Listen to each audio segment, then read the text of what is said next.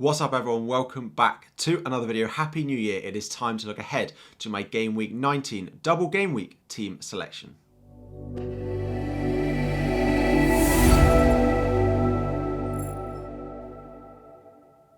What is up everyone, FPL Harry here, and today it is Game Week 19 team selection, of course the double game week for both Chelsea and Fulham. We'll be looking at potential transfers, how I'm planning on lining up. Before we do, try and hit 1,000 likes on the video. Let's have a quick review of how Game Week 18 has gone for me so far. It's gone okay. I'm on a small red arrow with a couple of players still left to play. I'm recording on Sunday morning before any of the Tottenham games or the Chelsea game as well have taken place. So hopefully Harry Kane stays quiet and Mason Mount and Kepa can bring in a few points for me. I'm on 48. I've fallen from about 14k down to about 18k. So hopefully some returns can put me on a small green or a slightly smaller red than I'm on now. In terms of returns, Trippier again doing his thing, 8 points in there, very happy. Elsewhere in my defence, it was not great. I had Cancelo, I expected him to start, he didn't, and of course I had Reece James in my defence as well because I didn't sell him. How I wish I'd moved for Luke Shaw already, because he might be the player that I'm bringing in this week, no matter how many double game week announcements we get. Anyway, of course, off my bench, I got Ben White, who got subbed in the 59th minute and 45 seconds before he would have had that clean sheet. Now, Arsenal did go on to concede, but of course, he would have had that clean sheet anyway, but he returned just 1 point. And then Patterson, who was last on my bench, did have to come in for Cancelo, who got 0 minutes in that game as well. A big surprise. I wouldn't lose faith with Cancelo. I do plan on keeping him in my team for the foreseeable future and for the upcoming weeks because I don't have really that luxury transfer to be going and selling him. In midfield, a pretty mixed bag. Again, the Arsenal boys returning. Martinelli showing his exceptional value. Saka getting the opening goal, but then nothing more for him in the other 3 goals that were scored there. Salah, a big disappointment for me in this one. Again, 2 points here. He did so well in game week 17, so I do let him off. And with Kevin De Bruyne blanking, it is okay, but I did hope for something from Salah there, and he did have the chances to go and get something in that.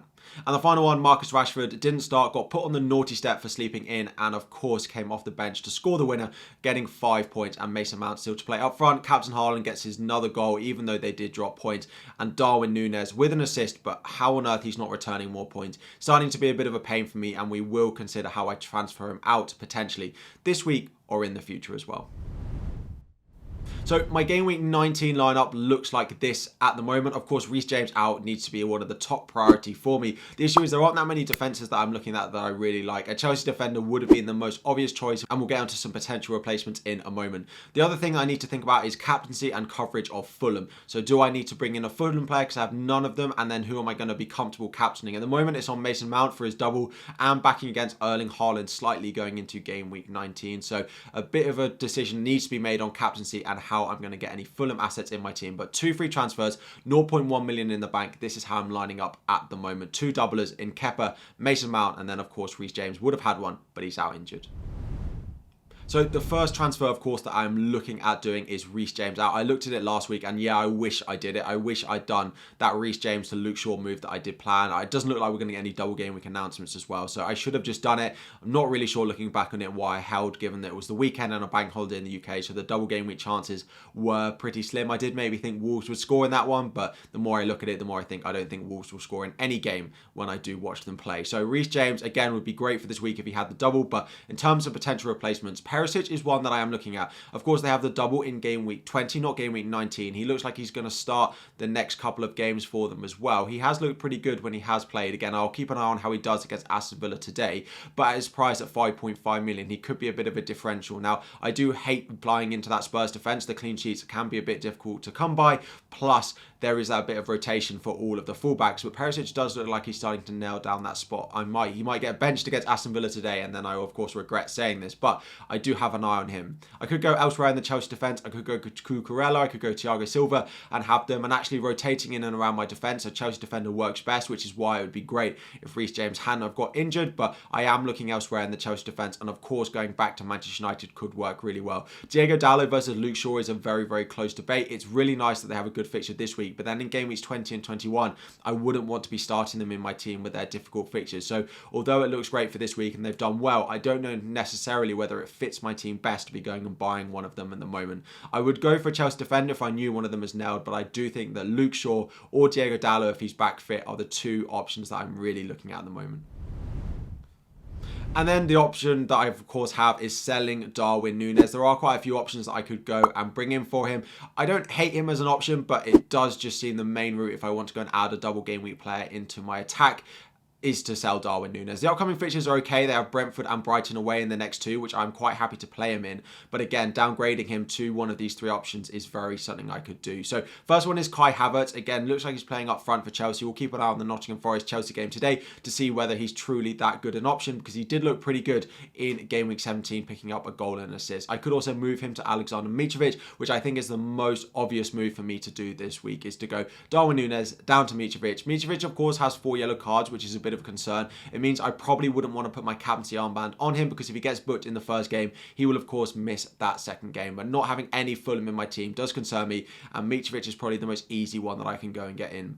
And the other one player not probably I'm going to bring in this week, partly because I have triple Arsenal and partly because it's not necessarily the most pressing transfer to make, is Nketiah of Arsenal. He has looked really good. That Arsenal attack has looked really good, and he offers a great value at 6.5 million. The upcoming fixtures are mixed though. I don't really think he's going to be the transfer I make. I think Darwin Núñez down to either Havertz, depending on how he plays, because of course I will free up that Chelsea slot by selling Reece James, or I could just do the boring move, which is probably the most obvious move, and that is Darwin Núñez down to Mitrovic. Now, there is a slight other potential transfer route that I could take, and this is actually selling Bukayo Saka. And one of the reasons for this is the incredible value that both Martin Odegaard and Martinelli, who's already in my team, seem to be showing and seem to be providing. Odegaard seems to be matching Saka in terms of underlying numbers and in terms of FPL points as well. I don't necessarily think it's worth the two transfers that this would take up, but I do think Saka to Odegaard, with the value that Odegaard offers, could be a really nice transfer for the foreseeable future. This would be doing Saka down to Andreas. Of course, I then have Andreas for the double game week in game week 19 when he has Leicester and Chelsea. And then I could then, in the foreseeable future, not necessarily going into game week 20, but at some point over the next few weeks, potentially before their double game week, do Andreas Pereira up to Odegaard. And that would leave me with a triple Arsenal of Ben White, Odegaard and Martinelli, who for me are the three best value picks. Now, Ben White is a bit of a concern. Again, he got that early sub when they were comfortable in the game, which is not exactly what I wanted to see, but that is to do with the amount of fixtures that they've got. But in midfield, I think Odegaard and Martinelli could offer fantastic value, and actually better value than not having Saka, and the amount of other moves that would allow me to do is really nice. It's just whether I think it's worth two transfers in my team to go from Saka down to Andreas, back up to Odegaard in the future as well. But Andreas for the double could be an easier route in than selling Darwin Núñez, so I just think it's going to continue to get chances. So this is my lineup at the moment for game week 19. I do think I'm going to use both of my two free transfers. I think I'm probably going to go boring with them. Then this will be selling Reece James to Luke Shaw, probably, or Diogo Dalot that I've got here. It's pretty 50-50 between the two. I'll have to look if Diogo Dalot looks like he's going to be fit and back available. Wan-Bissaka has been playing quite well though, so it might have to be Luke Shaw that I go and get. He's been doing good for bonus points as well. And then Darwin Núñez down to Mitrovic. I don't love selling Darwin, but at 9 million, if he continues to miss the chances, I do also have Salah in my team as well, so I do still have a piece of that Liverpool attack. So those would be my two planned transfers. If we see a Chelsea defender starting to look a little bit more nailed, then I might end up moving there, although a clean sheet in the double doesn't look like that likely, and I also already have Kepa in there as well to cover that defense. So I do think I'm going to use my two free transfers. They're not confirmed yet. I will be waiting close to the deadline. I do think it will be Darwin down to Mitrovic, have Mitrovic for the double. Probably won't captain him though because of the 4 yellow cards, and then I will bring in Dalot or Luke Shaw into my defense in place of Reece James. So that's my transfer plans. It's less than 24 hours to the deadline. Drop a like on the video if you haven't already. Going to hit 1,000 likes on this. Thank you all as well for 41,000 subscribers. Massively appreciated. Good luck